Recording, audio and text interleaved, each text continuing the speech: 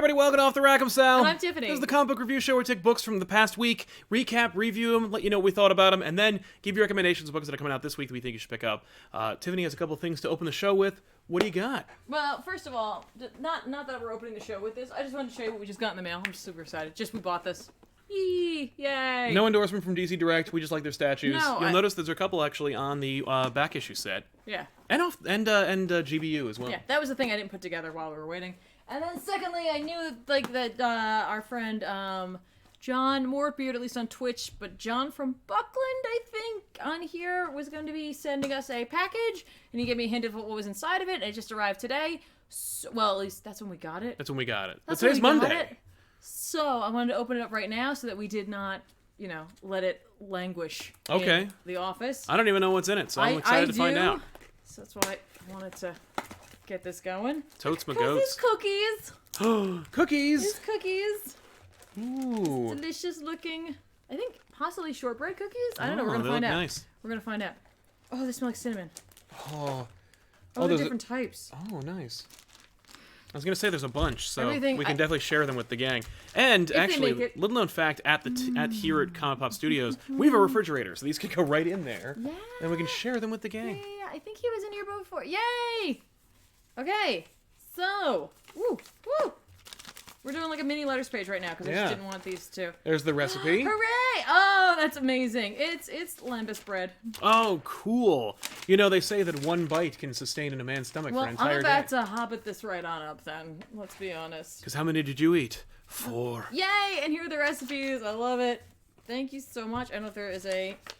Yep, here it is. Because it says Tiffany. Tiffany and ComicPOP. Enclosed here are freshly made loaves of lembas. There are way too many recipes online for this treat. I have longed for since I was a boy. That's awesome. Same. But I did find these 3 that are good. The third one is said to be taken from Tolkien's notes directly. Whoa. That's pretty cool. How do we know which one's the which? internet never lies. He wrote on them. Oh, on the cool. back. Yeah, Anyway, I hope you enjoy these. I made them on the 12th. Thanks for the great content, John. Awesome. P.S. Lembas may not be comic related. That's okay. I don't mind. But if we do, There's if a we can do crossover. Warcraft cookies, this doesn't seem to be too far of a stretch either. I agree. And That's how it started. We were like, let's use your Warcraft cookbook. Right. And then I was like, let's make it comic related. Yes. All right. These are excellent for light snacking / nibbling, at least in my opinion, or just full out binging. Because look, if you're doing cookies, you're doing all of them, or you're going home. No. I agree. So yay! Thank you so much for sending these. I'm sorry to kind of Shanghai this, but I just didn't want these to get stuck in the backlog that we often have. Yeah, Here's number totally. 3. So we can start now. Okay, well, so we got a bunch of books that came out this week that are, for all intents and purposes, like tentpole series. So let's not waste any more time talking about not comics, unless we want to talk about how much this tastes great. I'm looking forward to it. By the way, we also want to encourage everyone, feel free to use the super chats. They keep the lights on here at ComicPOP, and also we will be able to incorporate you into the show. I'm full.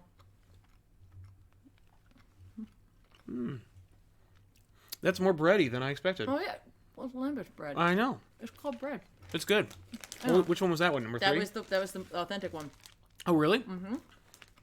That's what I want to try first. That's cool. It's good. Yeah. Anyway, moving on. All right, so I'm going to give a couple of quickie reviews because, like, some of them aren't really worth spending too much time talking about them. I have one of those too. Oh, great. So watch out for the Here Comes the Picture. Avengers, number 11, or in the Legacy numbering, it's 701. That's a rough cover. It's a rough series. I am quitting the Avengers after this title. Did you put in your 2 weeks? I certainly did. So Jarvis can make sure he gets you out of the Jarvis system. can get me out of the system, because yikes. This series is just death. It's everything that I hate about the Avengers. It's every reason why I got into the Avengers thanks to New Avengers. Basically, so Deadpool killed Coulson during Secret Empire because Captain America told him to, and Deadpool tried to, like, worship Captain America, but it turns out it was evil Captain America, so Deadpool's a real dick, and he killed Coulson. So they brought back Coulson. He's working for the Squadron Supreme now, and he hates superheroes because they killed him, and he's mad about it. That's Coulson's deal. We check in on him very, very minusculely. Captain Marvel chats with Robbie Ray as Ghost Rider. Neither one of them is very engaging or interesting, while Thor and Jennifer Walters go on a date at the Savage Land, where Thor acts like an obtuse character that Jason Aaron would never write about, but for some reason he's writing about him here. Thor is just like a big jock who's like, I want to watch the giant lizards fight. Aren't you amused, Jennifer? And she's like, I'm having a really bad time. This is very boring. Maybe he's throwing the date. He certainly seems to be, but then he like gives a big speech about how it matters, and so they make out. Like, she turns into Hulk, or She-Hulk, but I think she's taking the moniker for Hulk right now, and they hook up. And it's like, yeah, it worked! And you're like, what? Meanwhile, T'Challa tries to, like, create a world council of super people. Of course, the drunken bear from the Russian equivalent of the Avengers from the previous story. Yeah. I love that bear. I don't like this version of him. No, it's horrible. Bears are tough. Yeah, they are tough. Tough to draw, tough to render in 3D. But it's just really... Anyway, it goes to hell. It's really boring, and it's very tedious, and it's not very interesting, and it's just like... straight up bizarre, because, like, Aaron's been doing a very nice job on Thor, and I was enjoying what I was reading of it. So... Yeah, and I'm sure his Thor is great. He's doing he's building up to a big event, which is going to be Norse-themed. It's just boring, and who cares? And it's like, if you like old Avengers, you probably also will hate this, because like it's just a bunch of Avengers that have no personalities, and they're all just kind of like looking at each other like, what do we do? And there's nothing fun about it. Okay. I just don't like this series. I'm sorry. What's this? Is this... That's 2. Okay. That's my favorite. This one's also really good, though. All about it. There's a tiny version of me, apparently, at one point. Oh. So, before we move on to the next one, Mr. Roboto's in the super chat cannot stay. Idea wheat cake cookies, 31st Monday. I could make that work. Yeah? I could make that work. You can make cookies out of wheat cakes, probably. I could do that. But thank you for staying around and submitting the super chat. Yeah, good idea. Oh, cool. There we go. But yeah, I do not recommend it. I think Avengers is bland and boring, and I think the series needs a... Marvel and the Avengers need to get back to, like, the 2000s. We need to fix this thing. Okay. We need to right this ship. Because it was, like, really interesting when it was street-level characters who had to, like, really, like, work hard. Yeah. And then it was more interesting when there were two teams for two different Avengers fans. Here's the Mighty Avengers. That's for you guys who like the Kree-Skrull War and Vision. And then here's the New Avengers for everybody who wants to read about, like, these fun characters who, like, have interpersonal issues and, you know, want to, like, try hard but find they're fighting Kang. And it's like, what? I web people to a wall. I deal with drug dealers. Like, what am I supposed to do with Kang? You know? Right. But therein lies the you know, the fun. In any case, pass. Okay. What have you got? Well, the random thing that I read, which is really funny because it's just like, I don't know, guys. If you put a decent price tag on something and then put holiday special on it, for some reason I'm like, I should read that. Then their marketing team has you. They got my number. I haven't read any of this book. I have almost no interest in this, but I feel like I should. Yeah, I don't know. I think it speaks your language. Guess it does. But, like, yeah. So I picked up, and I'm going to very briefly talk about this. I'm not even really going to go into details, because let's be honest, I missed most of it because I haven't been reading this book. I picked up the Red Sonja Holiday Special, which can... Don't judge me. Don't judge me. All right. That's what I did. It contains 2 stories. One is an originally published story from 1977, which I didn't end up finish reading because I wanted just the holiday one. And the other one is A Very Merry Sonia, written by Amy Chu and Eric Burnham, with art by Ricardo Jamie. Okay. Art looks really fun. She's half naked most of the time. So that's Red Sonja. You know, that's just her. Par for the course. Yeah, and it's just a story about Red Sonja, like, recalling a time period where she was, like, in modern times. Yes. And how, like, learning about the holiday season and what it means and all that stuff. And how, like, essentially there's, like, a Santa, like, one of those, like, street corner Santas who's, like, getting harassed by these guys who, like, seems to be intricately tied into something. He calls him the Grinch. But he's not really the Grinch. It's just, like, the guy's, like, beaten and stuff like that, so he calls this guy the Grinch. But, like, he is a character, apparently, from something that I don't know about. And I guess it's kind of an introduction for them. And we just get to see, like, Sonja trying to, like, get the idea of the holiday season. So she's like, we should defend this guy and help this guy and all this stuff. And then they, like, run into SantaCon. and we get to see like Oh. them just hanging out there. Okay. And it's just like there's more to it. You know, you see her in like Right. a Santa hat eventually, and then like there's the idea is that there's more to the story than what she's telling us. But like, it wasn't this fun just kind of visit and yay. I guess. I don't know. It was random, but I read it, and I'm just kind of like, all right, let's see what you guys were doing. You got there. my money. You did. You got my money, and it was a fun romp. It was very like simple, easy read, very short. I'm not saying I'm like you should go totally pick it up, but like if you're a Red Sonja fan, I don't know, or like I don't even know if this is a good introduction to this. No, it doesn't sound even like it. remotely, because I was like I'm a little lost, but like there's time travel, and you know how much I love that. That's true. Not really. There you go. But it was cute. It was fun. Oh, okay. And like I said, I'm not like saying like go get it, best story Doesn't ever. sound like it. Just like I'm like maybe I should read more of. I don't know. Yeah. If I had spare time, no. No. I've got Spare money. Yeah, that's the other thing. So anyway, there you go. That was my random. I read a holiday book. Nice. Joel and I created a holiday book I know starring you did. one of you. Well, not really starring, but featuring one of your favorite characters. Yeah, I know. And you didn't even include me in it. No, he doesn't appear until the end. Oh, that's true. Somebody in the super chat, Cornholio174, asks our thoughts on Zdarsky working on the Invaders book. I can't speak to it because I find the Invaders to be kind of like an old school. I'm not really interested. I don't really find the Invaders very interesting. I'm an old school Marvel fan. I'm not that old school a Marvel fan. Right. I did read well back in the day Avengers Invaders, where it was like about time travel and like the new Avengers meeting the Invaders, and isn't that neat? And like, look at Bucky, he's Captain America, but then he meets him when he's a sidekick. Isn't that crazy? Right. I dropped off after 2 issues. I was like, this is really boring. Well, he wrote the this whole like Defenders like thing. He wrote the Namor. Oh, issue. cool. Well, So, and that's one of the ones that like there are 2 things I have to catch up for on that one, on that whole thing, and like Namor's one of them. I started reading that, but I didn't have enough time. because I guarantee you that'll be a good indication as to whether you're gonna like his Invaders run. I will say I'm really looking forward to Zdarsky's run on Daredevil. Okay. And if you haven't seen his little like Trojan videos that he's doing for comic book stores, they're hilarious. I have invited Zdarsky to come on the Elseworlds Exchange and chat with me about promoting his book. If you would like to see him on our channel, please tweet at him and let him know that he is welcome here, and we'd love to have him. That'd be fun. So yeah, jumping back into the book. Oh, right. I'm sorry. There's another super chat. It's J. Joseph Frazier who says, not comic related, but how do you feel about Netflix picking up DMC and the Cowboy Bebop shows? If DMC you mean Devil May Cry, I hadn't heard that, and that's kind of cool. Are they doing animated or live action? Because that's gonna really Devil May Cry can only be animated. If it was Right? live action, it'd And be if like, it's what a animated, mistake. And it's like the Castlevania thing they did. I'm in.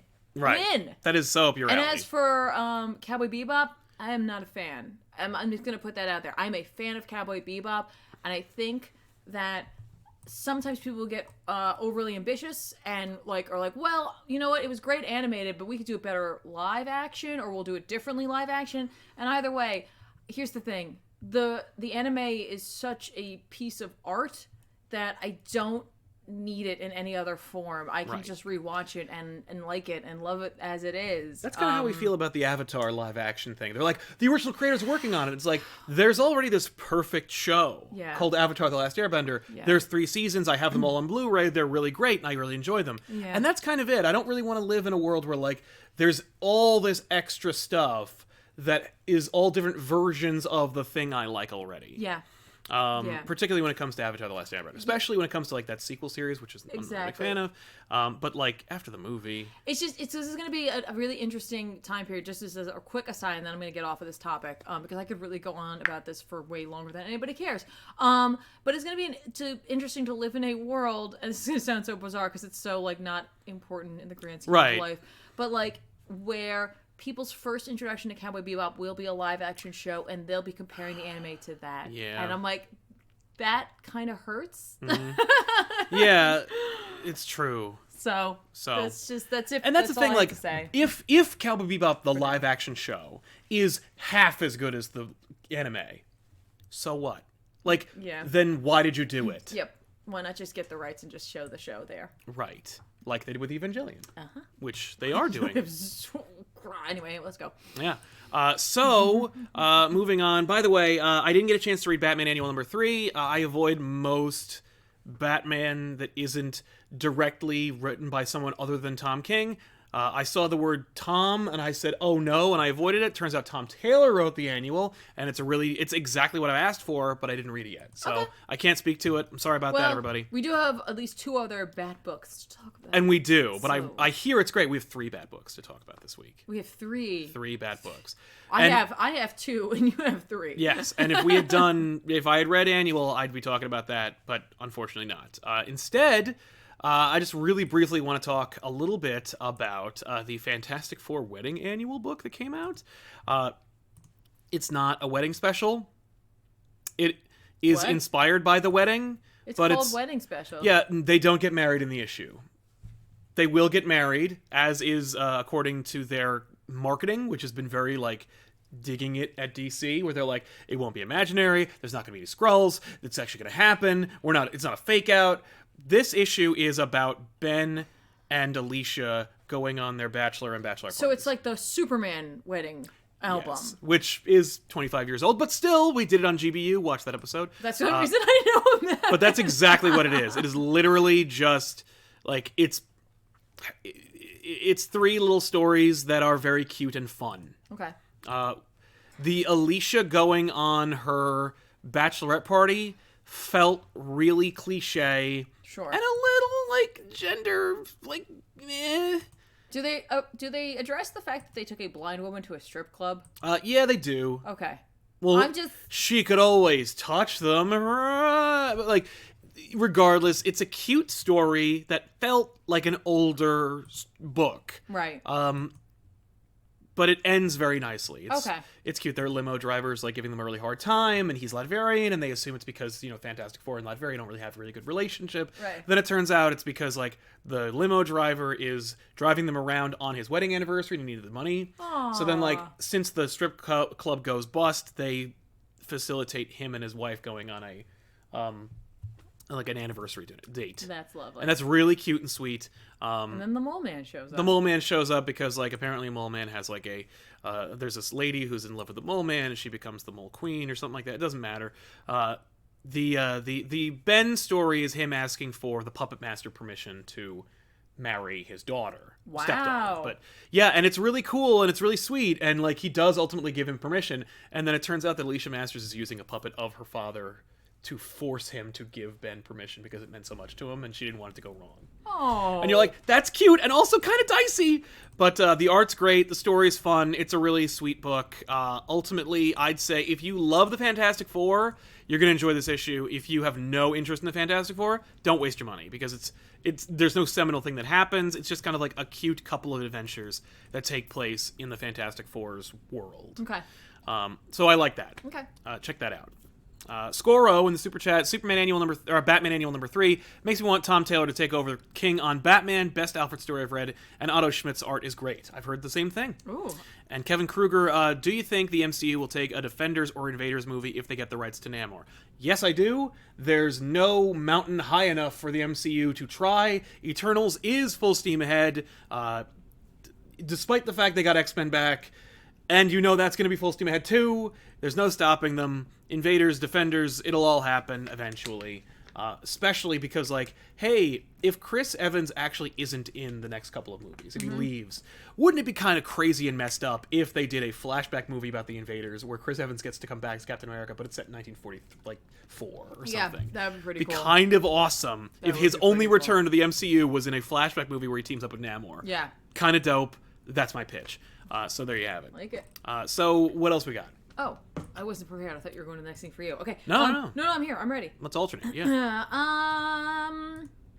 You know what? Since we just talked about weddings, let's talk about Mr. and Mrs. X. Oh yeah. This is clearly a cleansing the palate, setting up the next arc book. We knew what this was going into it. It's just literally Rogue and Gambit are back from their crazy, insane honeymoon that involved the Shi'ar Empire. Yes. And Corsair and like Xandra. Yes, the offspring of Lilandra and Professor Xavier. X. Exactly. But they're back now, and of course, something happened to Rogue's powers, where now she has to wear an inhibitor collar all the time because she's a danger to everyone around her without even touching them right now, and they're going to figure it out and fix it. But they're hosting a party, and just an engagement party, because they never obviously had anything like that. They invite, a bunch of the X-Men, they invite Gambit's dad. Who he shows up. Cool. We have actually talked about Gambit and his father Right. in our Gambit episode of Back Issues, written by Howard frickin' Mackey. So check good. that out. The art's great, though. Yeah, Lee okay. Weeks, I think. I don't remember. The art in this is not great because it's a guest artist. Oh, man! They had a guest artist come in. It's fine. It's not stellar. Right. The other art I liked a lot more, but you know what? For this issue, just being this kind of in between and setting up what's to come, and just being there's very little action in it. It's fine. It's okay. just, I wasn't excited for it. Yeah. So Jean-Luc tells Gambit that he's like, hey, I just got to give you a little heads up. You're totally about to be attacked. Oh, no! And the idea is that the Guild of Thieves is there for Gambit because he is their king, and they're not cool with Rogue being their queen. He married her. Technically, she would be the queen. Yes. She would take over for Belladonna, I guess. Yeah, well, no, Belladonna's the queen of assassins. Yeah, but they were supposed to marry each other, and it was a Romeo and Juliet situation. But none of that works out. So, like, they all fight and stuff like that, and Rogue ends up taking their inhibitor collar off and using that and whatever. So, inevitably, the party goes on.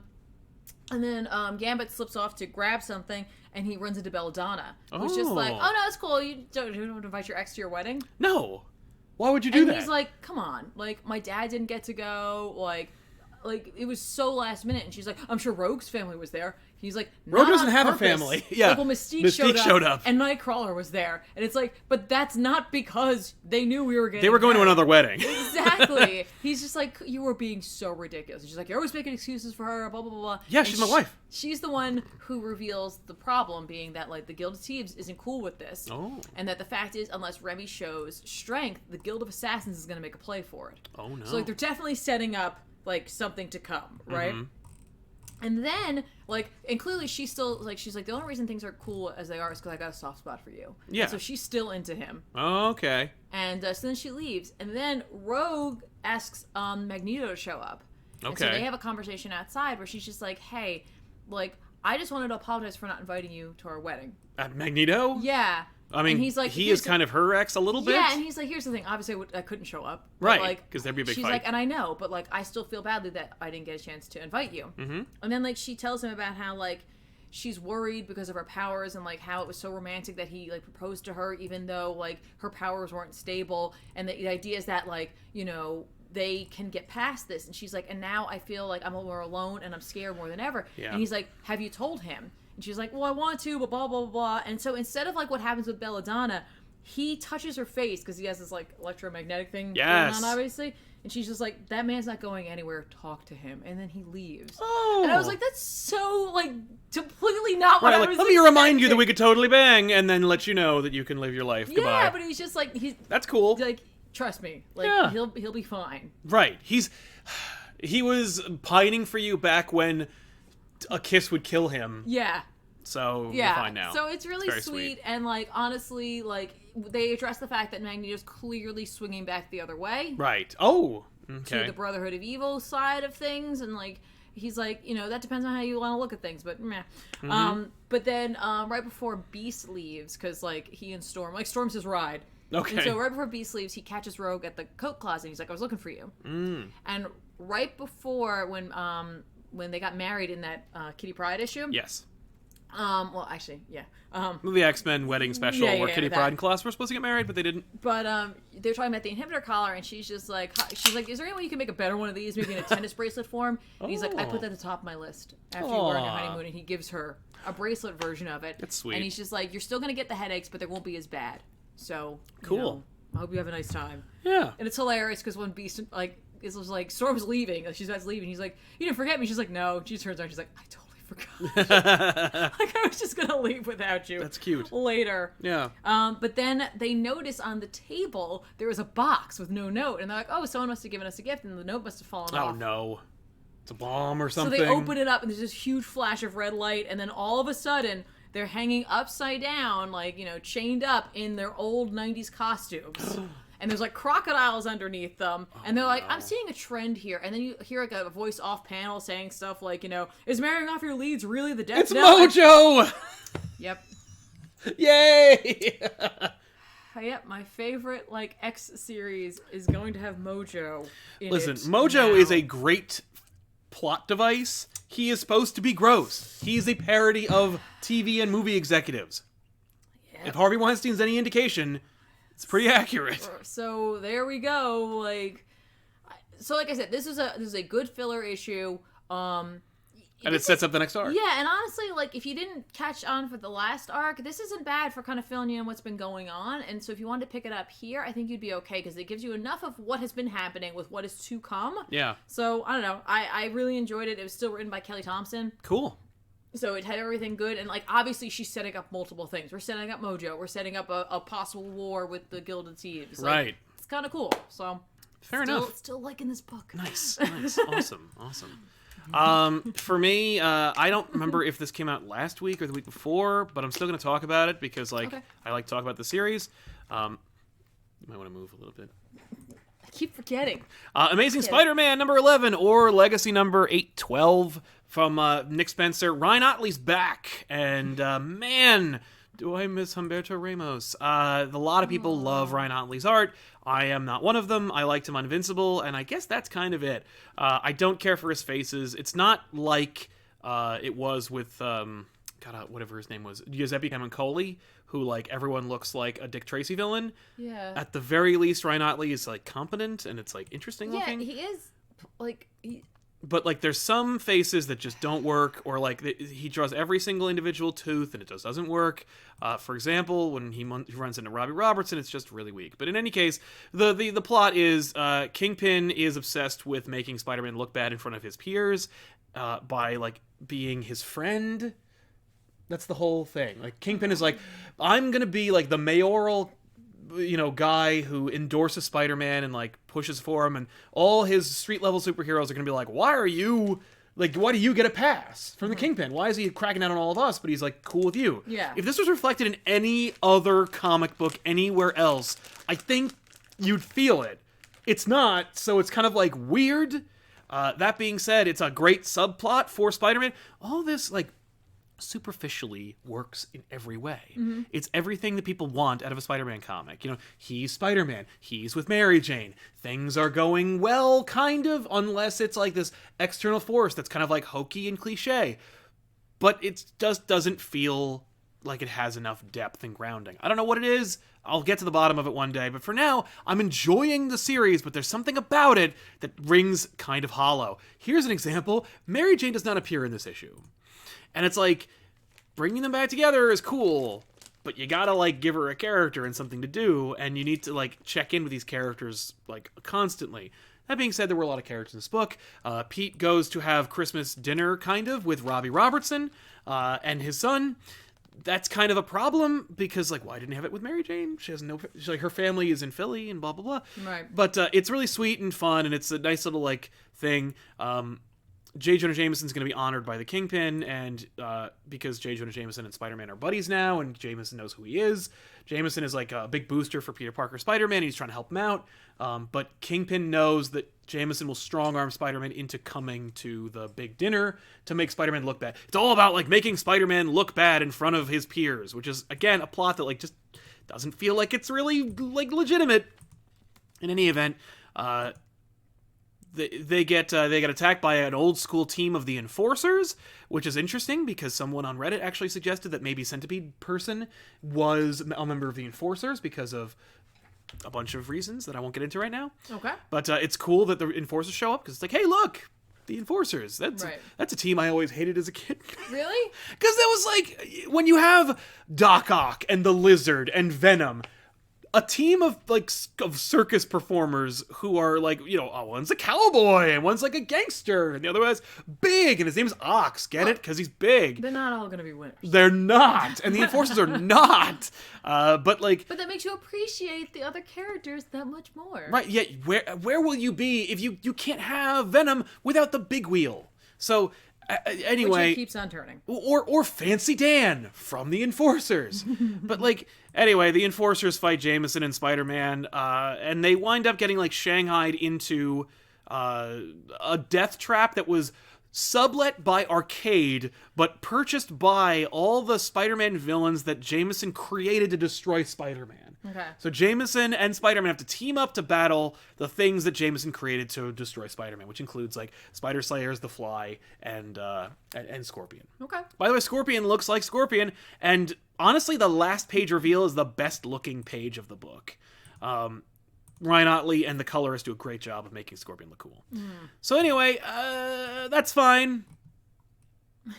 I recommend it because I think it's a really fun story and I think it's really good. But there's just something about it that doesn't feel like it's real. Right. Okay. So I don't know what's going on, but I recommend it anyway. Okay. So there you have it.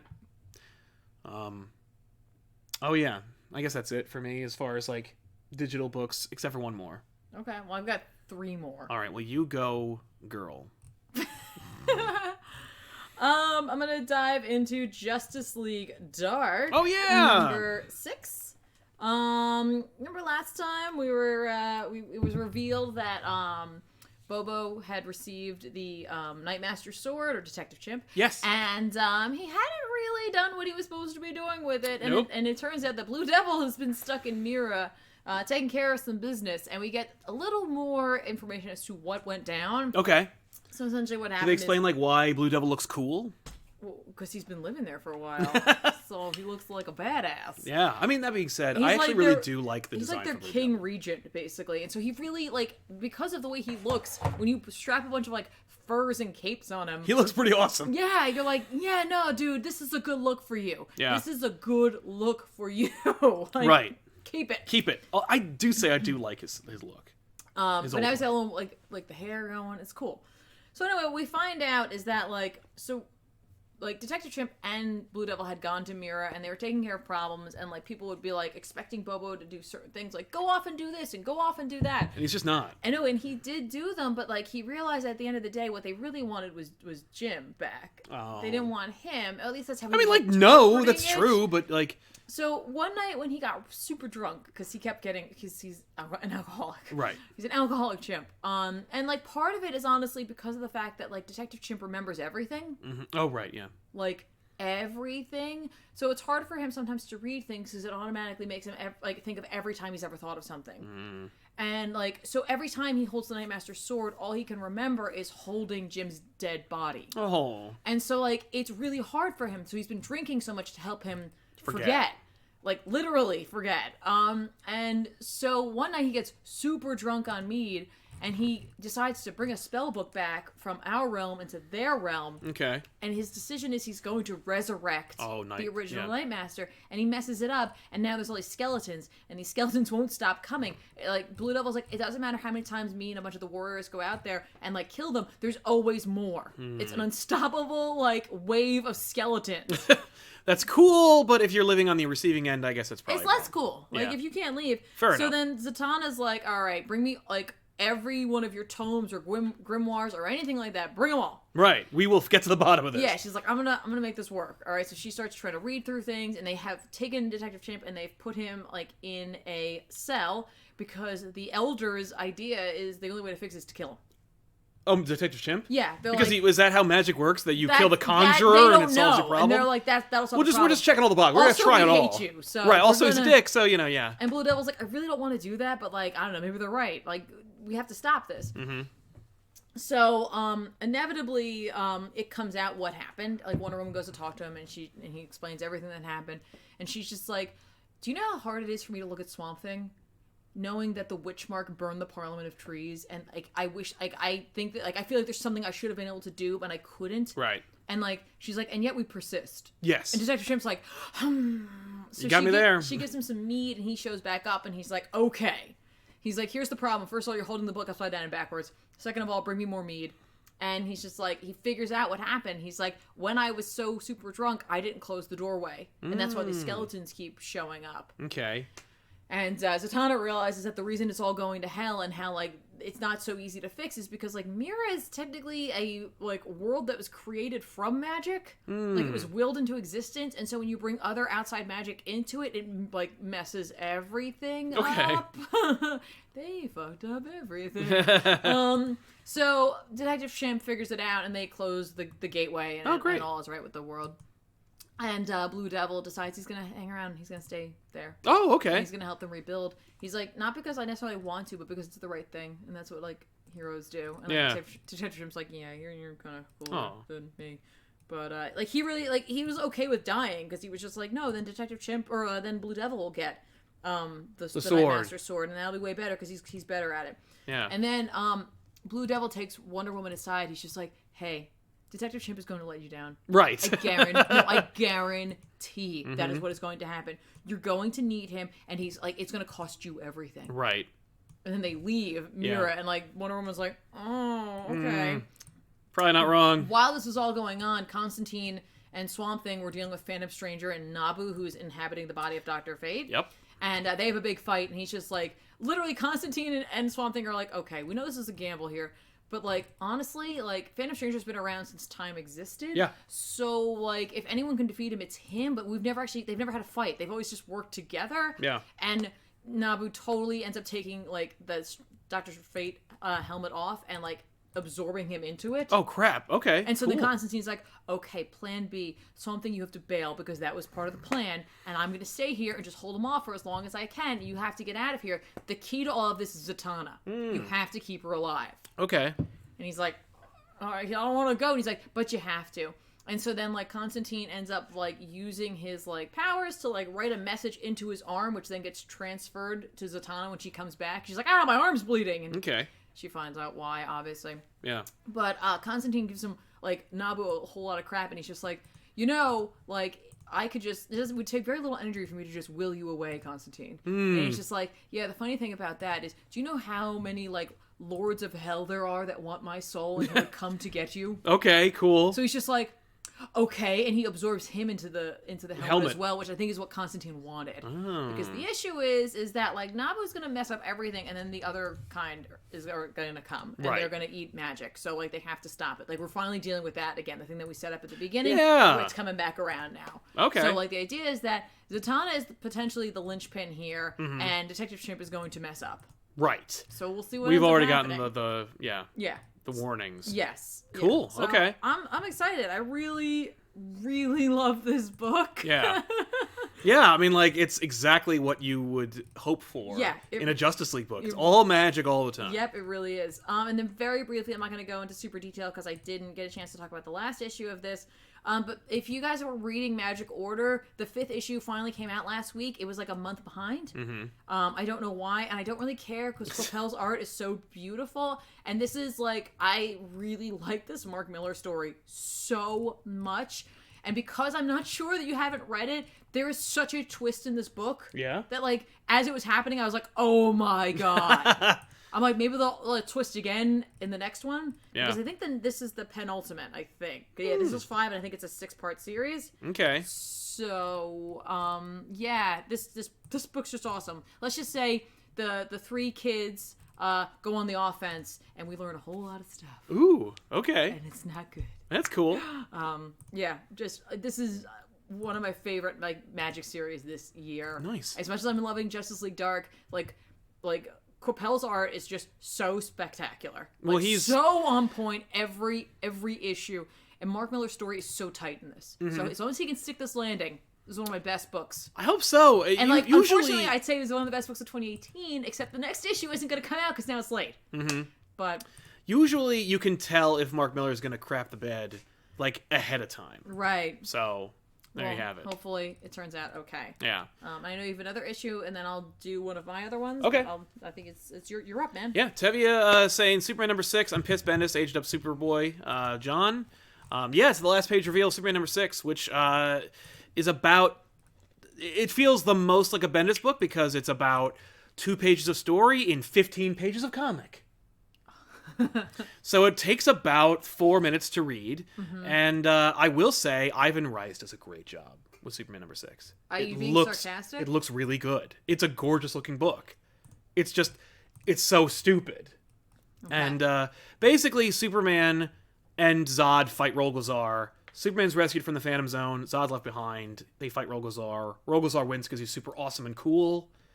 But Superman does get to punch him really hard and say for Kandor, because, Rolgazar destroyed Kandor. We should tell Rolgazar that Superman is in where Olympus is, Mount Olympus, like in that realm, and send him in to deal with the other kind. It'd be amazing, actually, if, like, anyone else. Throw him into, like, this hellhole. It's funny, for me, I'm like, make Rolgazar a Shazam villain or something. But in any case, Superman is, like, sad that he doesn't, like, kill or defeat Rolgazar. He goes back to being Superman, he saves some people. But, like, and it feels pretty genuine. Like, it feels like, oh, this is kind of cool. Like, he's sad that he like was in such a weird ordeal, and that now that he's back, he's like, well, I found out that like Lois is back home, and we had like a weird relationship now where like we're gonna kind of be like together but separate, like so she can like find herself some more. Yeah, but together but alone. Right. and then John shows up at the end, and he looks like a fish that was hit in the face with another fish. That's the only moment that like Ivan Rice really like whizzes the bed in this book, is like with John's like weirdo facial expression. But John has like a terrible Superboy Prime overdeveloped Superboy costume, and that's the last page reveals. Like Superman's like, I'm sad I don't see my son, and then like Bendis is like, speak of the devil, here he is. And so we're gonna see like what the future holds for Superman. It's a book I'm not really enjoying, and I don't really read. I picked it up because I'd heard about the John thing, so I'm like, oh, I'll check it out. Again, Ivan Rice is a great artist, and he draws a good Superman, but who gives a shit? Oh, okay. And everybody is like really excited about this book. Like it's funny whenever we talk about it on this show, and I'm like, I don't understand why people think that like I would like Superman right now, and I don't understand. Every time I say Superman is like a really disappointing and underwhelming book, I go on the internet and I find like legions of people who are like, this book it's never been better. It's so fun and interesting, and I love these like side characters that don't do anything or contribute to the mythos that like Bendis loves. In Infamous Iron Man, which Bendis wrote when he was like in charge, basically, at Marvel. He got to literally Hickman's like, I wrote the definitive Doctor Doom story. Here you go, mic drop. Right. Doctor Doom done. Bendis like, hey, right after Secret Wars, I want a Doctor Doom book because I'm in charge. Right. You don't kill the Ultimate Universe and also get rid of Doctor Doom. I'm doing a Doctor Doom book. So he does. And even then, he's like, how about I invent a character who's like this sassy female, and like she is part of the Doctor Doom universe. Right. And it's like, once you notice that Bendis is like, every time Bendis takes a big flagship character and invents a sassy female character, it'll either work or it won't. Maria Hill, Jessica Jones, every female in the freaking Superman book, whoever the Doctor is from Infamous Iron Man, whose name escapes me because no one is ever going to use that character again. But in any case, like, screw you. This book sucks. I don't care. Anyway, alternatively, Detective Comics came out, which everyone was like, oh, you gotta read Detective Comics. I'm doing it. I can do it. You gotta read Detective Comics because Peter J. Tomasi is doing Detective Comics. Oh my god, it's Doug Mankey and Peter J. Tomasi. This is the book that Scott Snyder said, basically, that, like, he could write in his sleep. Sorry. If you watch our Scott Snyder interview on Elseworlds Exchange, Scott Snyder talks about how, like, he doesn't do a Batman story that doesn't take risks. And he's like, I could do a story about, like, the Scarecrow, and he opens his closet, and there's all these Scarecrow costumes from the cartoon show, and blah, blah, blah. I never got to do Scarecrow, and he's available to new Fear Toxin. That's what this book is. That book is all the things that Scott Snyder could do expertly, that people are clamoring for, because there is no Batman baseline book. Right. There's no book that's like, okay, yeah, like, I would like a book where Batman, like, fights criminals and, like, uses his brain. That's all I want. And since there used to be, like, 5 Batman books, there used to be, like, no shortage of it. No shortage of Batman books where Batman just is Batman. So that anyone else could do anything else, Oh, I'll focus on Robin for a while. Or, oh, I'll focus on the villains for a while. Or, oh, let's go back in time. Or, oh, let's tell Elseworld stories. But there's no Bat baseline where Batman is just doing Batman stuff. That's what this book is. This book is for those people who are like, Tom King is saying something about Batman. I don't know if I like it or agree with him, but he's doing something. But it's not, like, what you would come to hope for in a Batman book, unless you're looking for, like, a Ryan Johnson-esque, like, I'm circumventing your expectations Batman book. This is, so Batman is on the case. First of all, he looks awesome. Doug Mankey does an amazing job of doing a double-page splash. Yeah. It's a Batman image you've seen 1,000 times. Open the book, oh my god, it's Batman. Again, though, like, I've seen it 1,000 times. I don't get tired of seeing it because I like Batman. So, like, okay. Also, you get this cool image of the Bat signal shining on, like, clouds or smog or something. So it's like a different version of seeing the Bat signal. In any event, they're at the aquarium. The bodies of Thomas and Martha Wayne are found. And they are straight up Thomas and Martha Wayne. They were probably, like, and the mystery is, who are these people? Right. Because they were, like, people who may have been genetic, or, like, plastic surgery, so you're like, oh, hush, probably. But the idea is that, like... When Batman shows up, he's like... Yeah, he is... Gordon's like, you all right, man? And it's great because it makes no reference to anything that's happening in the other books. So, like, Batman punched Gordon in the face and knocked him across the room in the Tom King book. Right. Because they're good friends. And in this book, they just ignore that entirely. And they're working together, and Batman is clearly trying to not give away that, like, every detail is perfect, right on down to the pearls. Right. Because he's Bruce Wayne. Even though Gordon's like, just say you're Bruce Wayne. But they have, like, the program for Zorro in their jacket pocket. He's like, does this mean anything? Right, and Batman's like, oh, that's the night they died. Like, he's like, everyone knows the night that the Waynes died and all the specifics that went into it. And blah, blah, blah. But, so that's the mystery. Okay. Like, who killed these people? Why do they want them to be the Waynes? Right. Then Dr. Leslie Thompkins is doing her thing, and she gets attacked by this random, crazy-looking Bane-esque guy. Oh, yeah. Leslie Thompkins has a special, like, bat beeper where, like, which clearly Bruce was like, if ever you're in trouble, hit this, and I'm leaving the Joker fight, I'm dropping the Justice League, I will be there. And he does. He, like, gets the thing, she's getting chased, he shows up, he's like, Leslie, I'll be there in 2 seconds! Gordon, I gotta go! It's like Superman versus, like, Zod, and he's just like, Leslie's in trouble! I gotta leave. Yeah. Bye. You're fine. Yeah, but Leslie, like, holds her own against this crazy thing. She's hiding. She's, like, getting... Yeah. And then, like, the creature, like, grabs her and breathes into her face. That's usually a good thing. Yeah, and you're like, oh, no. Nothing bad comes from that. Right? But you're like... I'm like, that's it. That's why whenever anyone's coughing around you, just breathe deep. It's good. Just breathe deep wherever you are. But works out. Batman, like, holds his own against this big, scary, crazy thing. Right. And then, ultimately, like, Leslie is thrown from the building. He goes to try and rescue her. And when he recovers her, she has Joker toxin in her. Oh. What's going on? I don't know. But, like, I could probably guess if I was given a few minutes. But that being said, like, I don't care.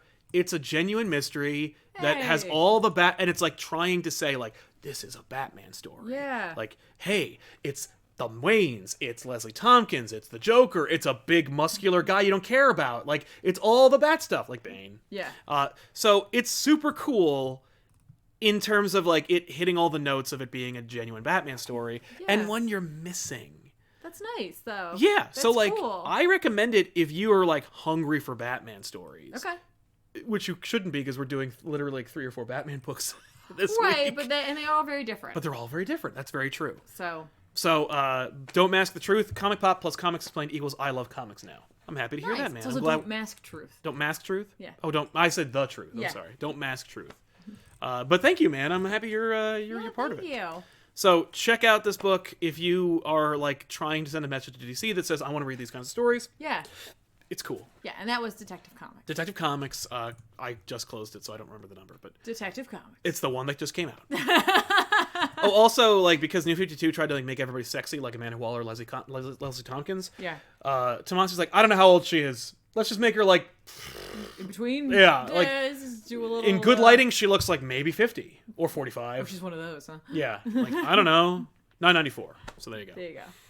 Almost getting it to 1,000. That's right. I should have remembered that because I did the math. I was like, oh, there's 6 more issues. Yeah, 6 more issues, and then we're getting to Detective 1,000. I don't remember math ever, everybody. Okay. I know nothing about Detective 1,000, by the way. I know nothing about math. I know nothing about math. Well, no, I don't know that either. I was not a good math guy, as you can imagine. So what do you got? So, following up your mystery, I have a mystery of my own. Oh! In Doctor Strange. Yeah, the mystery is, why isn't this guy writing Doctor Strange? Number 1, the best defense. Yes! Why isn't Jerry Dugan writing this along with art by Greg Smallwood? By the way, Greg Smallwood, hey, you just keep doing this, okay? You just keep drawing my Doctor Strange books, honey. Let's just put you in the one that's happening now. We'll just, you know what? We'll just kick that team out. It's fine. This is the new team, okay? This is it. Because of the fact that Tiffany wasn't paying attention to anything. You just saw the cover and went, ah! I was like, I want this! I'm like, wait, wasn't there something coming out that involved a lot of other books? Yeah. So then I had to go back, and I also read last week's Immortal Hulk, which tied into this. Or wow. Hulk, or whatever one it was. So I read that because it was the first one, because this is technically the 4th one. Oh. Yeah, this is where we get into some confusion, because this is like the number 1 for this, but it's like the 4th in the thing that's happening. Mm-hmm. So there is Hulk, Namor, Silver Surfer, and this. Anybody getting some team up here? Some feelings for that? Well, based on the best defense? Yeah, pretty much.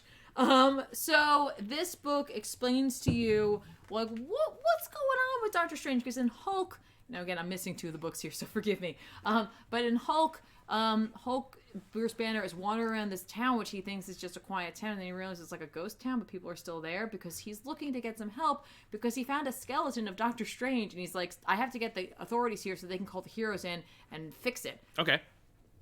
And then that all falls apart. Sure. And he meets the astral projection of Strange, who's just like, okay, let me tell you that. Except the astral projection of Strange is like older. So now in Doctor Strange, the best defense, we get a little more backstory as to what's been going on with Doctor Strange. And this book takes place in the future. Oh. And it's the end of the world. Oh, okay. And so we see like a shoeless Doctor Strange wandering the earth, looking for things, looking for something very specific because he has a plan. He has to fix what happened, right?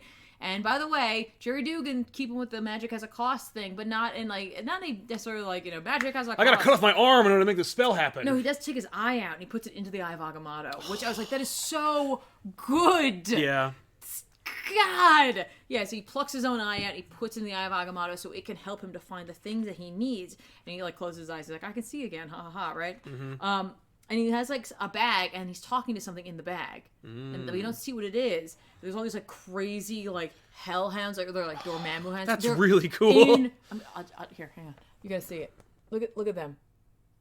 That's dope. They're so amazing. I just love the designs of these creatures, and they're hunting him down, and they essentially like speak at times with the voice of Dormammu, and sometimes they don't, because Dormammu's been looking for him. He's the last man. He's the last one there. Okay. Like Strange has been hiding from him, waiting for something, looking for something, and like finally, like Dormammu kind of like has him, and he ends up using. He has like this like piece of fabric that he's covering his like plucked eye out. I know what that is. And it's the last of the scrap of the cloak. Yeah, and like he's an older man, so he gives it like a hard time a little bit. He's like, "Come on, do it, go, help me."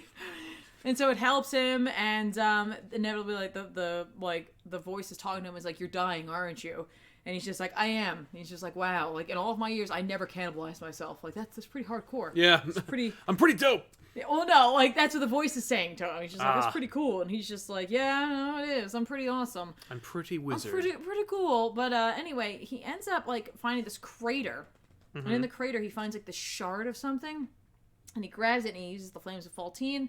And then he like goes to sleep, and essentially he is like leaving a beacon for Dormammu to come find him. He's like, "Come on, come for me."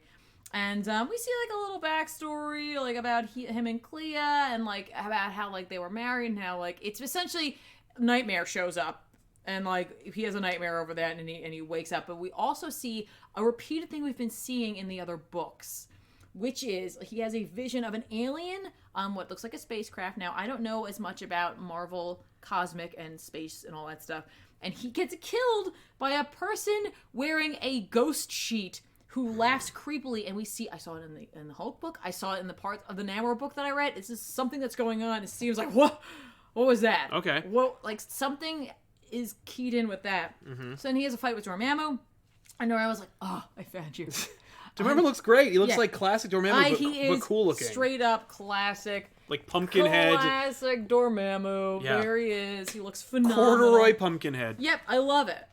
So, Dormammu's like, "Okay, so I'm gonna use a whole lot of magic, and I'm going to crush you. Yeah. I'm going to destroy you."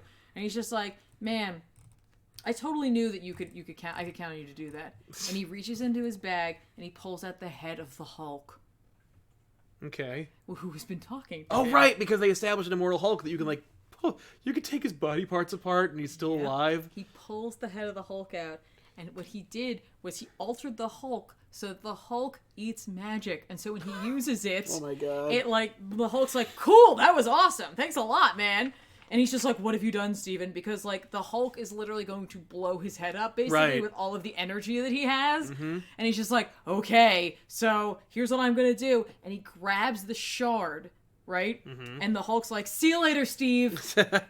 And he explodes, and then Steven holds the shard, and he lifts it up because it's a shard of the Silver Surfer's surfboard, and he rides the gamma bomb, essentially, off into space, which then, like, allows him to, like, utilize a spell to travel back in time, but, like, only his astral form. And by the way, classic, like, thank you, like, Greg Smallwood for, like, creating such a beautiful homage to Steve Ditko. Yeah. Gorgeous. Just absolutely gorgeous. But, like, his body decays and only his astral form arrives. Mm-hmm. And so it lands in that home where the skeleton is. And so, like, that's this incredible mystery that we have started. Like, what happened? That's freaking dope. There's also a shout out to Steve Ditko. It is. And it's so simple and it's so, like, just very classy. Yeah. Very lovely. I enjoyed the hell out of this, and I honestly can't wait to read the Namor and the Silver Surfer book, which are classically, other than being part of the Defenders, I don't normally care about those two characters. No. And I can't wait to see who they're a part of. Zdarsky, of course, is writing Namor, and I can't remember who's writing the Silver Surfer I don't one. remember. I hear that's kind of the like Hulk you can one pass, was great. That's cool. Was great. Tied right into this. Was so good. Cannot wait for this. For those who want to know what the title is, this was part of the Best Defense. This is the fourth of the Best Defense books, which is Doctor Strange. The others in order were the Hulk, or Mortal Hulk. So it's the Best Defense, Doctor Strange. Yes, the Best Defense Hulk, Best Defense Namor, Best Defense Silver Silver Surfer. Surfer, and then Best Defense Doctor Strange, leading up to the Defenders coming out. Yes, there's going to be a series called Yes, The Defenders, which will feature these going to guys. be dealing with this. That's believe. really So cool. I desperately wish Greg Smallwood could continue to draw Doctor Strange, because it is just some of the best Doctor Strange art I've seen in a really long time, and like I'm going to treasure this book. Yeah, that's awesome. Well, I'm happy to hear that you got a Doctor Strange book that you've been asking for. And we were talking about this, how like it's kind of like the best time to be. It's like when I was saying it's the best time to be a Moon Knight fan, because you've like never had a break in Moon Knight, and you can like pick and choose arcs and like runs now. Yeah. There's kind of been like, this is one of the longest stretches where there's been Doctor Strange content. I know. And even though like it's been hit or miss, like there's because they're not stopping, because like now that they've greenlit the Doctor Strange 2 and they got Derrickson to do the movie and everything, they're ready to go. Yeah. They're not gonna slow it down. No, I know. And So, that's like, why like I always pick them up. I know like you talk with your wallet, but like I still want Doctor Strange, and I know that like there has been a fair turnover in Doctor Strange writers and teams, so I'm willing to ride it out. This one just happened to be one of the best Doctor Strange stories I've read in a really long time. Just a really stunning and gorgeous to look at story. All of the designs, perfect. Right. Doctor Strange is an old man, perfect. Dormammu, classic Dormammu. Those Dormammu hounds, it's just beautifully grotesque. Absolutely loved it. Seriously. Had such a good time. And by the way,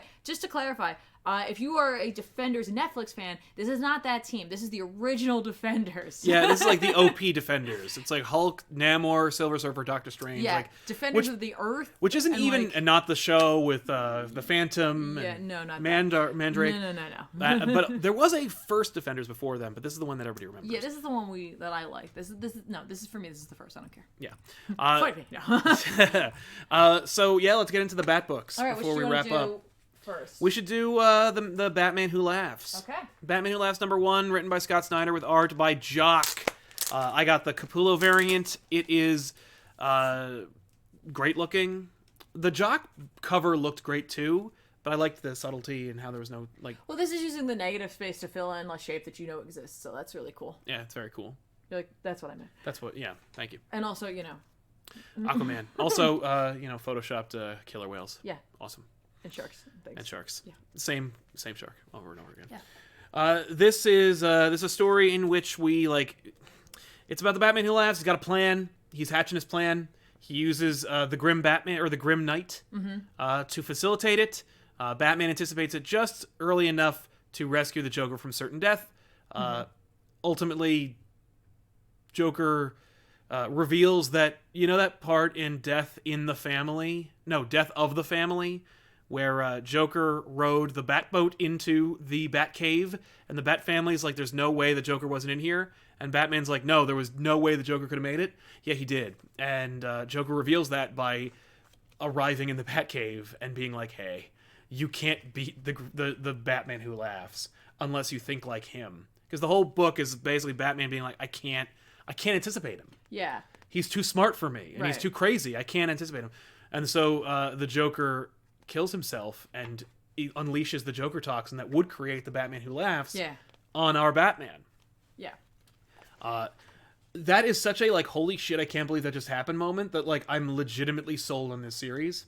This was I didn't care either way. Right. This just didn't hit with me even remotely. I really enjoyed this issue. This is one of the most fun I've had reading a Snyder book in a long time, and it's one of my favorite Snyder Batman first issues in a long, long time. Right. Not since like Court of Owls I've been this hyped for a Batman series, and I'm digging it. There's also a great dad joke, which if you've watched our Scott Snyder conversation and on this channel, he teases it, and I gotta tell you, like when it happened, I immediately like DM'd Snyder, and I was like, I told him with a joke, and I'm like, you bastard, like, you got me, and I loved it. Great joke. It was fine. I don't know. And it burns. I gotta tell you, I love the Grim Batman. Yeah, I Or like the Grim Knight. The Grim Knight. I thought that was an interesting name. Certainly. And I loved Jock's art. Right. Here's what's funny is After you told me about Detective Comics and the fact that they're like, here is I know. I was like, they're doing it again. doing it again.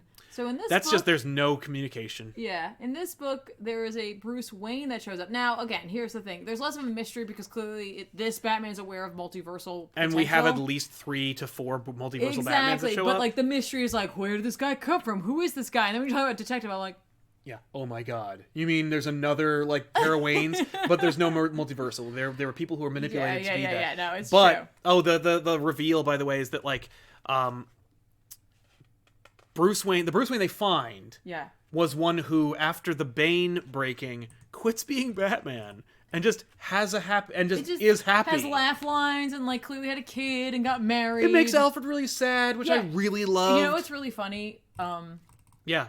Up until he talked about the Selena thing, I was like, I didn't know what universe this was in. Right. I didn't know what I was Batman like, it was, and when he said that, I was like, oh, this is our Batman? right. Okay. Yeah, because when they killed Joker in this book the first time, Yeah. I was like, oh my God, you're doing this whole thing where I'm going to have to keep guessing what universe we're in for the next, like, 3 issues. No. I bet we are, because I don't think that Jeff Johns is going to let Scott Snyder kill one of the 3 Jokers. No, but at the end that of this Joker book. wasn't a Joker. No, I mean at the end, when Joker kills himself. Yeah. I bet that's, like, one of the Batman Who Laughs Jokers or something. I don't think they're going to kill off, like, one of the 3 Jokers. Right. That being said, I love the art I loved it. in this, like, a lot. Yeah, it was Jock. It was Jock, but it was like, just this felt like that kind of it was like, it's exactly what Snyder was talking about when I said like, oh, I could do that story in my sleep, but like, Yeah. why do that when I could do something different? Mm-hmm. This is like a blend of that. This is Yeah. like a Batman story plus like all the crazy bullshit that Snyder likes to put in there. Right. I think I would probably enjoy this more as a trade, Yeah. but that's just me. Right. I don't know. Like, I wasn't like, yes, not like with Doctor Strange, but of course it's like very different things, but like I was so like interested in that mystery. Yes. Like I'm like, what is going on? I have to know more about well, we this. know who the And this Bruce is Wayne like- is. He's just from another universe. Yeah, but I mean like just the mystery of like how how are they gonna fix this? Mm-hmm. Blah blah blah. Like where is like how is this going to turn out in the end? Right. Is the Batman Who Laughs clearly is playing a role in Justice League right now. Yes. You know what I mean? Like so. Well, and Snyder's writing it, so there's no way that it's not going to be connected. Yeah, somehow. and like is it's going to be a character who is like more of a permanent character who like will die or go away and then come back, or is this just going to be like a here it is and it's gone? I don't know. I don't think so. There's no way. They're making statues of the Batman Who Laughs. Well, Statues. they make statues out of a lot of things. Just saying. Make statues out of a lot of things. He's new. It's sexy and expensive. You There's know, nothing making sexy money. about that. This is money sexy. So yeah, I loved it. Okay. So I think the next issue will make or break. For me, like, again, if it wasn't for Jock's art, I think I would have totally. really had a harder time. I would have been okay if it was Capullo as well. Yeah. If it was Jock or Capullo, I'm down. But like Right. that reveal of the Grim Knight in the doorway. Yeah. It felt the most like kind of like comic booky. But This? Yeah. no, the other one? the one where he's like standing there. Oh, yeah. It's just so cool. Yeah, no, Jock is capable of doing, like, the heroic stuff. Like the stuff you'd expect from a comic book, but he Yeah, also like some of these moments where he's like jumping around with the house thing. Yeah, the I'm house. like, these are very standard heroic things, but at the very beginning when he's talking about his memory stuff, that's more like witches. Yeah. Look, and I was like, that's cool. Oh yeah, no. That's When he's cool. talking about his face, I'm like, and then I remember that Snyder said like that's something he used to do when he made it into Bruce Wayne. What he did, and then, like, Okay. It's great. I dug it. It's everything you like about Snyder. That's the thing. Like it's everything you like about Scott Snyder's Batman, and dropping any of the stuff that like you think is kind of like ugh, I don't want to do that. Right. All right. I loved it. That's awesome. But I hear you. I hear you on the criticisms, and it's not inescapable. Oh, no, like, here's But the I thing, also want to like encourage this kind of Oh stuff. yeah, no, but it could easily turn around for me in the second issue. Like this isn't a like I'm gonna drop this like because I hated it. This is like a I'm gonna give you another one. Like, you know what I mean? This could just be a better trade read for me. Yeah, that's fair. Know. That's just me. But Batman Who Laughs #1, check it out. And finally, there is... This knife. Yeah, that's been worrying me the entire time. And there's one last book that came out that is heavily edited, and I'm looking forward to talking about it. It's Batman Damned #2 from Brian Azzarello and Lee Bermejo. This took an extra 2 months to come out, I think. And it has been much into... We're 2/3 of the way through the series. One more issue to go. You know, from the Black Label, it's the book that is like launching the Black Label line, and of course there's a lot of controversy about like the Batwang. I'm really, really disappointed in the culture for making that kind of like the thing that it's called. Yeah. I'm disappointed in it. But that being said, this is part 2. And so it continues the story. We're going to talk a little bit about like everything, but I don't want to get too deep into it because I think we could do a whole comic line about it. Okay, sure. But what'd you think? I liked it. Take it away. What's it all about? Don't, and I knew this was coming. I liked a lot about it. No, there's some stuff that I really liked, and there's stuff that I didn't. So, this book opens with like what is seemingly a bat stapled to a person's chest, and we get more of Constantine's narration. Just, you know, talking in general about like the idea that like we are alone. And like a lot of it's like, you know, the idea of like the what doesn't kill you makes you stronger. It's just a lie. You know what I mean? Like that's not what life is, right? Right. So we get a conversation between Constantine and Batman. Like Batman's convinced that the Joker's alive. Yep. He's like, regardless of the fact that I know we saw his body in the river, he's alive. And we're in like a weird universe where like things are kind of more literal. Yeah. So he's just like, it's even fine. Though there's magic. Right. And like, we get this moment between Constantine and Batman where it looks like Batman might kill Constantine, like push him off the building. Yeah, he's like Batman's really on edge throughout the entire series. Yes. And so like this is a Batman who's just totally unhinged, which is Azzarello's Batman to a T. Yeah. It's a Batman who's like, yeah, he's a guy who dressed up like a bat, and he would kill you immediately. Right. He's a psychopath. Right, but he's like kind of annoyed that Constantine's smoking, so he takes a cigarette and he flicks it off, and he's just like, he's like, Constantine, I may not like you, but I would never. And Constantine's like, never say never. Right. Don't say never. And we get a flashback where we see Bruce as a boy in his like Lone Ranger outfit. Clearly he and his dad were going to go riding. And this is the point where his dad is leaving, essentially. Yes. Like because they're setting up a new relationship. They're setting up a very different relationship where like Thomas Wayne was an adulterer. Yep. Clearly Martha found out about it.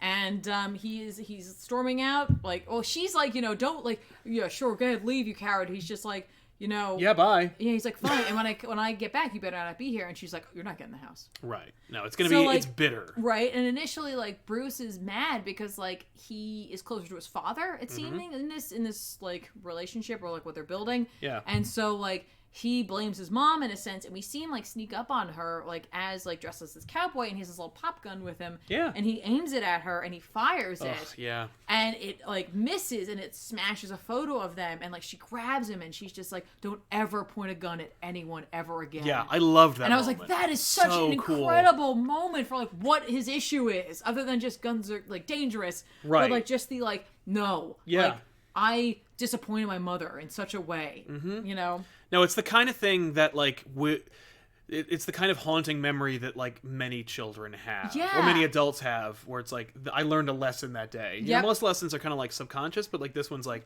this is that moment of her looking at him. She's already crying from like her family's falling apart, and then her son points a gun at her. It's just like, it's a disgusting idea that like it's sold. It's so beautiful. Sold. It's beautiful in its sadness and horror. Exactly. So then we go to a nightclub where Bruce is there because like that Constantine mentions there's a place called the Cavern, and there's a bloke there who might be able to help him. Yep. And it's Etrigan. And it's Etrigan the Demon. Etrigan the Demon, who is also Pitbull.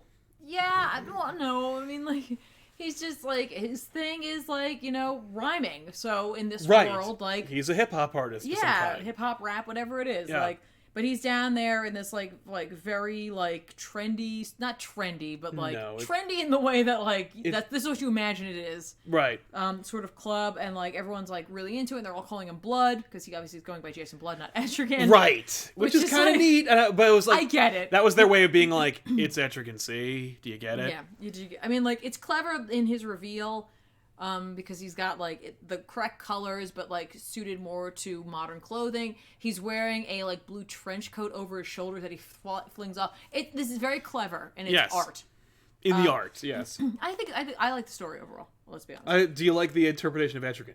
I kind of like. At first, I was kind of thrown by it, but I for this world, I like it. Right. I couldn't care less about like preserving the authenticity of Etrigan the Demon. Yeah. And making it like work. The reality is, this is a Batman book, and it's Azrael being like, I want to play with the magic characters. Right. So like, right. yes, you're gonna get a Zatanna. Yes, you're gonna get it. Hope it's cool. You got an Etrigan. Yeah. And it's like, it's. I actually found I kind of dug the lyrics a little bit, not in a way where I'm gonna buy his the hottest album of Gotham dropping this week, but like I liked how it echoed what was happening. Oh yeah, he was like picking away at what's going on. And I gotta tell you, I really love the like Batman going into the club and everyone's like, everybody like it's pulls like out. record scratch moment. But there's a gorgeous Bermejo moment that like I think we saw it already. I think it was actually used as promotional material for the book. Yeah, where essentially it's just all these guys from the club pull guns on Batman, who's got Etrigan. Which apparently is like a John Wick 2 reference. Right, it's fine. like, or it's just cool looking. It's just really cool looking. Mm-hmm. But Etrigan, of course, has the upper hand. Deadman shows up. Etrigan's got the upper hand now. Right, and inhabits one of the bodies to help Batman. Yeah. And then, like, there's a crazy explosion. Everybody goes outside. They're looking everywhere. It's chaos. Mm-hmm. And then something crazy happens where we are like treated to that creepy looking woman who I think is the Enchantress, but and I was hoping wasn't Death. Right. But I think you're right. It's the Enchantress. I'm only guessing Enchantress because we are dealing with a magic book. Exactly. I mean, it could be Hecate, which we've just dealt with. Right. But I feel like Right. I hope not. But, like, she does have the moons and all that, so, like, that is a symbol of magic. Yeah. So we're not really sure who that is, but essentially that, like, he recognizes her immediately.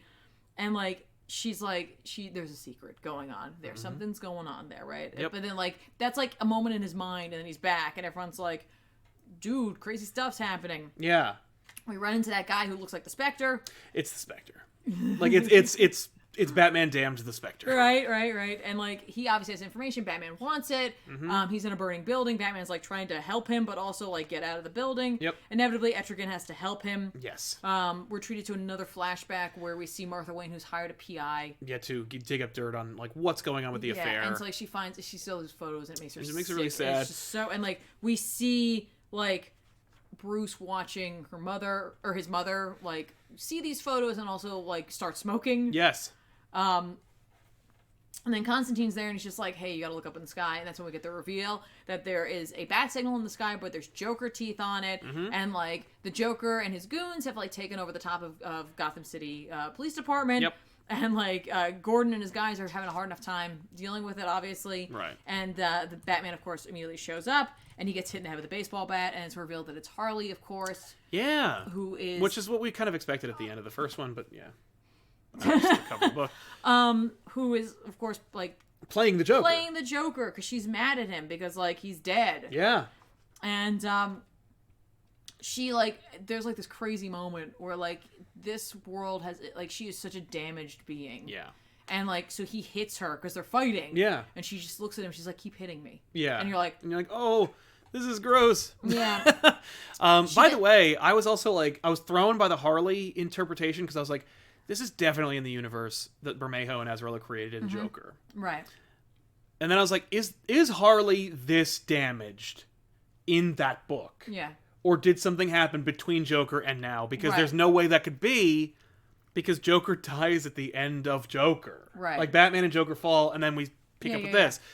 I feel like maybe, but it's not really there. Well, I mean, it could also be the loss, you know what I mean? Like, that, like, loss affects people differently. Because we don't really get a really good version of Harley that isn't just like a stripper who Joker frequents. Right, but in this they give you a little extra backstory that you may or may not have wanted to know, but again, this is a different universe. So in it, like, she ends up getting the upper hand, and, like, she starts taking her clothes off. Yeah. Like, as though she's gonna kill him, but first she's gonna take advantage of him. Yeah, she's gonna take advantage of him.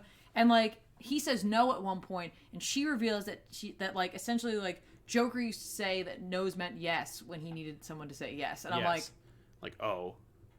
Yeah. She also has, like, crazy scars that weren't in Joker, but whatever. Insane scars. But my assumption is that they're self-inflicted.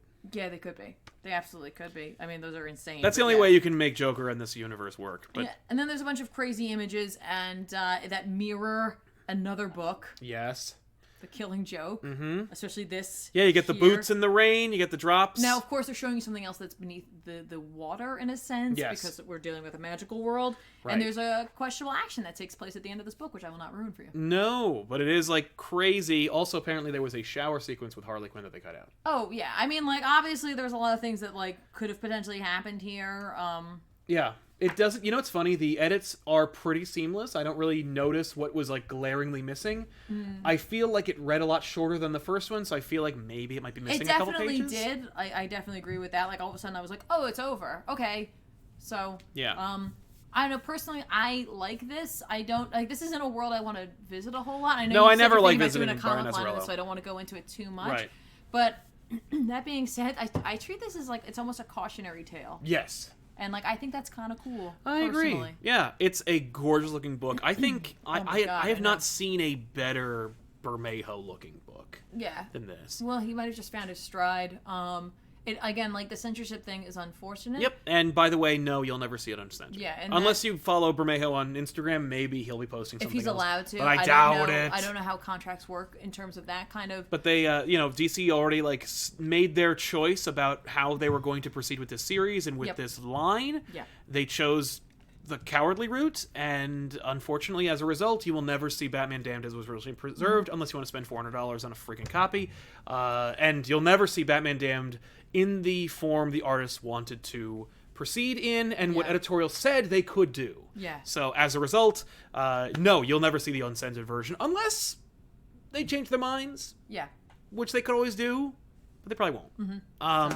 But yeah, I loved the look of this book. Yeah. It was actually funny, the moment where Batman's, like, surrounded by guns and stuff, I thought that was cool looking, but there were better visuals in this book than that. Yeah, I mean, like, I do love the big one-page splashes. I did find that in this book, it's almost like...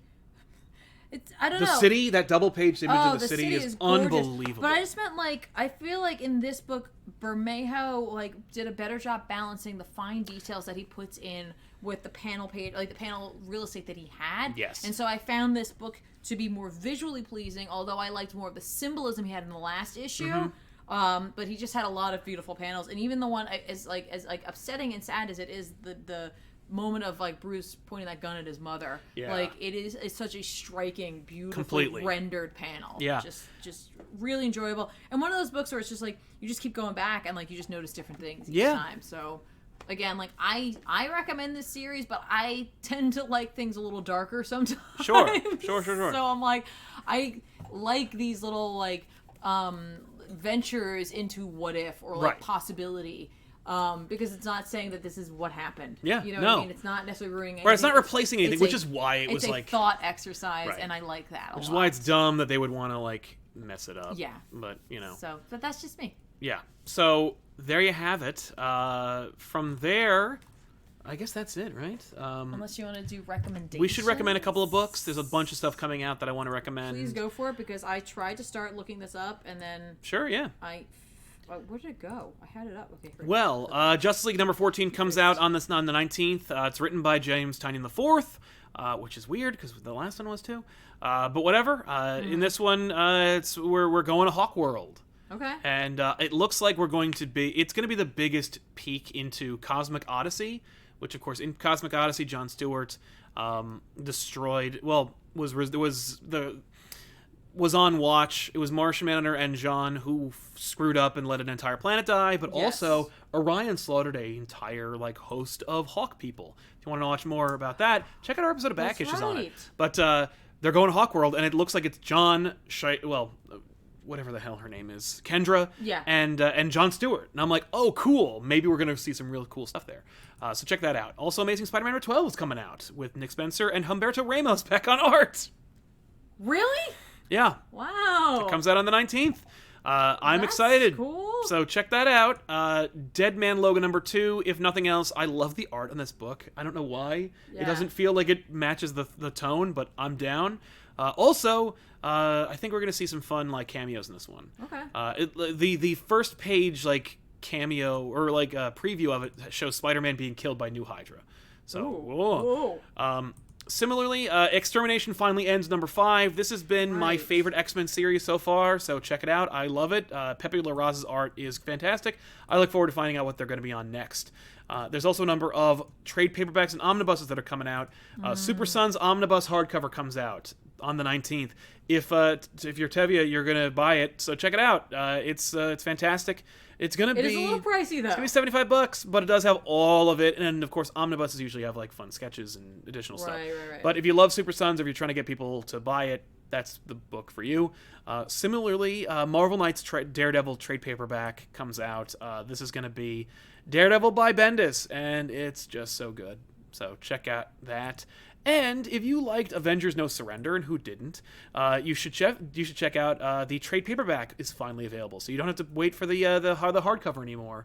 The trade will be available, and we'll probably swap out the links at the bottom of our description over on our episode of Avengers No Surrender here on Back Issues. That's a great idea. So check that out and pick it up. It's going to be about like $35. Something like that. Way cheaper than the hardcover. Yeah, definitely. I know that your Defenders book. I know, I got my stuff. Okay, good. All right, so take it away. Defenders, the best defense number 1. So this will be after those other 4 books I mentioned. Mm-hmm. This is the place to go. It will have 6 variant covers. Oh my god. So for variant fans, this is something to check out. We're going to be dealing with a lot of stuff, including the Lost Atlanteans, the Train, the Bedsheet Man. Okay. And much more. That's what I guess they're referring to him as, because he is creepy, and that's kind of a creepy name for him. Yeah. You know I'm going to be picking this up, so, if you want to read along with me, come on that journey. Yeah. Also, just random, because I'm in the holiday spirit, the Season's Beatings number 1 by Marvel is coming out, written by Jason Latour. If you're looking for something holiday that isn't, because I know DC puts out their big, larger book that was like $10, so it was kind of had a commitment there. Mm-hmm. I think this is coming out for like 4 or 5-ish, you know what I mean? Yeah. So it's a lot. I think it's 5. Okay. So it's like a standard comic. Right. That's only if you're into that kind of thing. It's got Deadpool in the front of it doing a little dance. Fun. For Lucifer fans, Lucifer number 3 will be coming out. Oh, great. For those of you who are enjoying Cold Spots along with me, that's a Cullen Bunn book. Number 5 will be coming out. That's the end of this book. Oh, wow. And then for a trade this week, Doom Patrol Volume 2 called Nada is coming out. Oh, so, hey. If you wanted to pick up Doom Patrol, Nick Darrington and Gerard Way's run, and you picked up the first volume, this is your chance to grab the second volume. Yes, and if you were watching the DC Fans channel, you covered pretty much the entire series of Doom Patrol. I did, on and that channel. Had a blast. I even read the most recent one. I didn't have to even cover it because I just like reading the book, and I had an excellent conversation with the very fine and very friendly Nick Darrington at New York Comic Con. You did. He's super cool. Who said they want to keep doing it, guys. So hopefully once Umbrella Academy on Netflix is all done. Yeah, then we can see more. And I think My Chemical Romance just released some new music kind of recently, so he's been kind of busy. He's very busy. Can't really hold it against him. So there you go. Yeah. On that one. Finally, and this is just a fun little announcement, want to let you know that this episode of Off the Rack will be available on Wednesday morning, but tonight we'll be releasing a special Off the Rack, which will be our review of Into the Spider-Verse, which is a movie that just came out that hopefully you will enjoy seeing our thoughts on. Yeah. So from there, we will see you guys next time with another episode. We do have more super chats to get into. Right. So you're right. We do? Oh, we do. Excellent. I was going to say one other random thing. Hey, just, I know I'm not doing anything on the Purple Channel today, but I might be doing something extra this week. I don't know when or if it's actually going to be able to come into fruition, but we were talking about cookies, which thank you so much to John for sending us these amazing bread and cookies. I can't wait to try these recipes. I'm excited.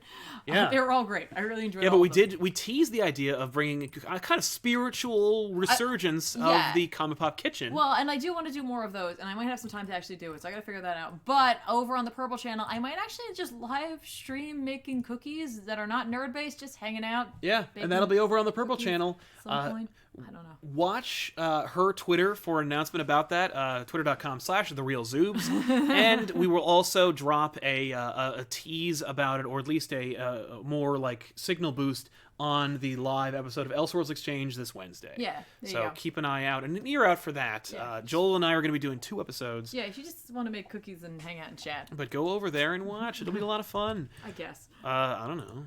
I hope so. But from here, we will see you guys. Before I go, though, Yeah, what are sorry. you doing? I was trying to... You were segueing into the super I chat. was like, hang on. Here we 2 go. mics, 1 take says, Yo, Sal and Tiff, which Defenders team is better? Street level team or the more powerful team? Also, that Capullo cover for Batman. You guys are the best. Thank you very much. Also, yes, I love that Capullo cover. As far as which team is better, honestly, like... That Defenders team on Netflix was just the new freaking Avengers. Well, yeah, and they're great and all, but they didn't have Doctor Strange, so it wasn't good enough for me. Right, not technically the Defenders. No, I mean, like, they did do the new Defenders, or whatever they were, with, Yeah, Red with Matt She-Hulk Fraction. and- yeah. That was a fun series. That was an interesting series. I'm not saying it was the best thing ever, but No, it was fun, but but it it was kind of an interesting mingling of, like... And you were in a drought of Doctor Strange stuff, so that I was kind of it. was. Plus, I kind of liked the idea of Black Cat being on the Defenders. Right? And Greg DeMage, Enchantress versus Cersei. Who do you think's more powerful? Currently, it's Cersei. Well, yeah, Cersei's a god. Enchantress is not. Well... Or is she? No, like, Cersei is, like... She was, like, a follower of, like, Hecate. I think Right. she's, like... I think she's, like, part god, but, like, right now she's got more power. So, currently, I think Cersei is more powerful. Right. That's Well, just you heard right it now. here. That's just right now. Right, so hold in there. But thank you guys so much for hanging out with us. Don't forget to check us out more here and, tell your friends and everything. Yeah, and watch for that next Off the Rack, which Yes. you haven't seen. Yeah, if you can't get enough Off the Rack or Comic Pop, stay tuned to this channel because right after this episode goes off, that episode will go live. So keep an eye out. Anyway, thanks a lot for watching. We'll see you guys next time. I'm Sal. And I'm Tiffany. So long. Bye, guys.